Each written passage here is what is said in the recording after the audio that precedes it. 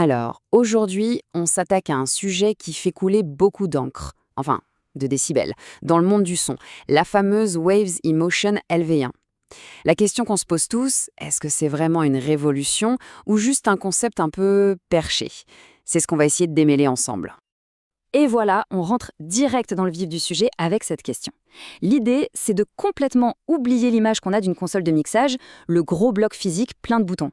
La LV1, elle, propose quelque chose de radicalement différent. Un système entièrement à la carte où tout tourne autour d'un logiciel. C'est ça, le cœur du concept. Ok, pour y voir plus clair, voilà comment on va procéder.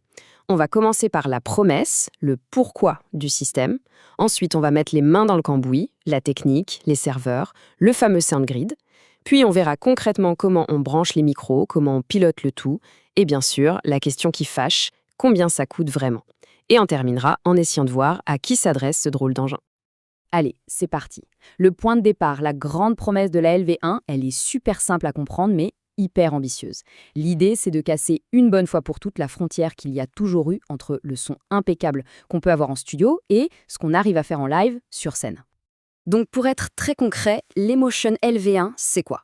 C'est un mixeur, mais c'est un logiciel. Un logiciel de mixage en temps réel, pensé pour le live. Et ce qui est dingue, c'est le niveau de performance. Faut dire que derrière, c'est Waves qui est à la manœuvre. Et Waves, si on fait un peu de son, on connaît, ils sont partout, dans tous les studios. Leur but, c'était clair, prendre toute cette puissance du studio et l'amener sur scène. Et attention, c'est pas un truc qui est sorti de nulle part hier. Le projet a démarré en 2016. Au début, c'était prometteur, mais aujourd'hui, on peut le dire, on a un système qui est vraiment mature. C'est le résultat d'une vision à long terme, assez intéressante d'ailleurs. On développe une technologie super solide, le SoundGrid, et ensuite, on imagine toutes les applications possibles, comme la LV1. Bon, maintenant qu'on a posé les bases, il est temps de soulever le capot et de regarder ce qu'il y a dedans. Pour piger le fonctionnement, l'image du corps humain est pas mal. Il y a un cerveau, des muscles et un système nerveux qui relie tout ça. Et là, il y a une analogie que je trouve géniale pour décrire le système. Faut imaginer un Monsieur Patate. Oui, oui, le jouet. Le logiciel LV1, c'est la patate de base. Et ensuite, on vient lui greffer tout ce dont on a besoin. Des bras, des jambes, des yeux, qui sont en fait des boîtiers pour les micros, des serveurs pour la puissance, d'autres logiciels. Et du coup, on peut se faire une config toute petite ou un monstre de puissance. C'est totalement à la carte. Et il y a une deuxième image qui marche super bien, le Pokémon. C'est-à-dire que le matériel de base, lui, il ne change pas forcément. Mais le système, lui, il évolue. Il gagne de nouvelles attaques, de nouvelles compétences à chaque mise à jour logicielle. Et ça, franchement, un système de mixage qui évolue tous les ans, c'est assez inédit dans ce monde-là. Donc, en résumé, le système tient sur 3 pieds. Numéro 1, l'ordinateur hôte. Un Mac, un PC, peu importe. C'est lui qui fait tourner le logiciel. Mais, et ça c'est super important, ce logiciel n'est qu'une interface, une sorte de télécommande. Toute la partie calcul, le gros du boulot, c'est le deuxième pilier qui s'en charge, le serveur DSP. C'est lui le vrai moteur. Et enfin, le troisième pilier, c'est le protocole SoundGrid, le réseau qui fait que tout ce petit monde communique parfaitement. Et ce serveur séparé, c'est vraiment le point clé du système. Pourquoi? Pour la sécurité. Imaginez, on est en plein concert, l'ordinateur qui affiche l'interface plante, eh bien, le son, lui, ne s'arrête pas. Ça continue de tourner sur le serveur. Et ça, en live, ça n'a pas de prix. En plus, c'est ce qui le rend évolutif. On manque de puissance, hop, on rajoute un serveur. On peut même en avoir jusqu'à 4 pour le traitement et 4 autres en secours. C'est énorme. Et la fameuse question de la latence, le temps de réaction du système. Eh bien, accrochez-vous, 0,8 millisecondes. C'est quasi instantané, de l'entrée du micro à la sortie des enceintes. Et le plus fort, c'est que ce chiffre ne bouge pas, même si on travaille à des fréquences d'échantillonnage très élevées, comme le 96 kHz. Pour le live, c'est juste parfait. Ok, on a le cerveau, on a les muscles. Maintenant, il faut bien connecter tout ça au monde extérieur.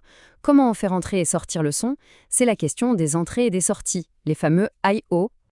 Là-dessus, l'écosystème est plutôt ouvert. Pendant longtemps, Wave n'a pas fabriqué son propre matériel d'entrée-sortie. Ils se sont appuyés sur des partenaires solides comme Digico. Mais ça, c'était avant. Depuis 2023, ils ont leur propre gamme, la série Ionic. En plus de ça, il y a des boîtiers qui permettent de faire le pont avec d'autres réseaux, comme le MADI, et un truc super malin, un petit logiciel gratuit, le driver SoundGrid, qui transforme n'importe quel ordinateur en une carte son sur le réseau, pratique pour l'enregistrement ou la diffusion. Le logiciel lui-même existe en 3 tailles, disons. Une version 16 pistes, qui est assez basique, et puis les versions 32 et 64 pistes. Et là, on entre dans la cour des grands. C'est avec celle-là qu'on débloque les groupes, les bus, bref, tout ce qu'il faut pour faire un mixage sérieux et complexe. Bon, c'est bien beau tout ça, mais comment on pilote la machine? Comment on bouge les fédères? Eh bien là aussi, il y a plusieurs solutions, du tout écran au bon vieux contact physique. Déjà, Waves offre tout un tas d'applis gratuites. Et ça, c'est vraiment bien vu. Il y a Maimon, que les musiciens adorent parce qu'ils peuvent faire leur propre mix de retour sur leur smartphone. Il y a Mix Mirror, qui est génial, ça duplique l'écran de la console sur un iPad, ce qui permet de se balader dans la salle en gardant le contrôle. Et puis MyFOH, une sorte de télécommande simplifiée avec juste les faders essentiels.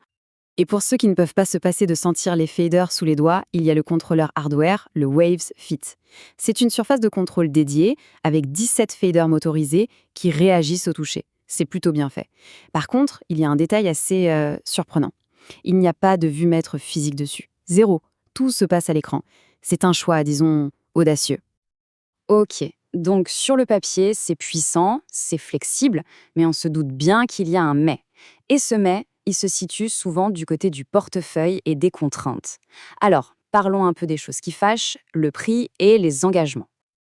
En fait, c'est un vrai compromis. D'un côté, on a une flexibilité de dingue, un son de qualité studio et ce côté Pokémon qui évolue tout le temps. C'est très séduisant. Mais de l'autre côté de la balance, il faut des compétences sérieuses en informatique, en réseau, il faut aussi accepter l'idée de coûts récurrents avec les mises à jour annuelles. Et puis, si on part en tournée, c'est pas encore un système qu'on trouve à louer à tous les coins de rue. Parce que le prix affiché au départ, en fait, ce n'est que le début de l'histoire. Il faut penser au coût total. Ça inclut bien sûr le matériel, le serveur, les boîtiers, le PC, mais il faut ajouter la licence du logiciel LV1. Ensuite, il y a ce fameux plan de mise à jour annuel, quasiment obligatoire si on veut que ça reste fonctionnel. Et enfin, il faut les plugins. Soit on les achète, soit on s'abonne. Bref, l'addition peut vite grimper. Alors, maintenant qu'on a toutes les cartes en main, la question finale, c'est pour qui est faite cette console, au juste? C'est pas pour tout le monde, ça c'est sûr. Le profil type commence à se dessiner. C'est l'ingé son qui commence à trouver les limites des petites consoles numériques, mais qui n'a clairement pas le budget pour s'offrir une grosse console à plusieurs dizaines de milliers d'euros. C'est la solution parfaite pour celui ou celle qui veut absolument retrouver le son de l'album d'un artiste sur scène avec les mêmes plugins. Ou encore pour les pros qui tournent beaucoup et qui ont besoin d'un système qui tient dans une valise. Et bien sûr, il faut adhérer à cette philosophie du système qui évolue, du Pokémon. Pour résumer, et c'est vraiment ça qu'il faut retenir, la LV1, ce n'est pas une console au sens plug-and-play du terme. C'est bien plus que ça. C'est une boîte à outils, une plateforme hyper puissante et personnalisable. Mais elle est clairement destinée aux professionnels de l'audio qui sont aussi un peu geeks, qui n'ont pas peur de gérer un réseau informatique et qui voient cette complexité comme le prix à payer pour une liberté et une qualité de son inégalée. Et tout ça, finalement, ça nous amène à une question bien plus large. Est-ce que cette approche, initiée par Waves, où le logiciel devient le centre de tout et où le matériel n'est plus qu'un ensemble de briques qu'on assemble, est-ce que c'est ça l'avenir de l'audio pro? La question est posée et je pense qu'on n'a pas fini d'en débattre.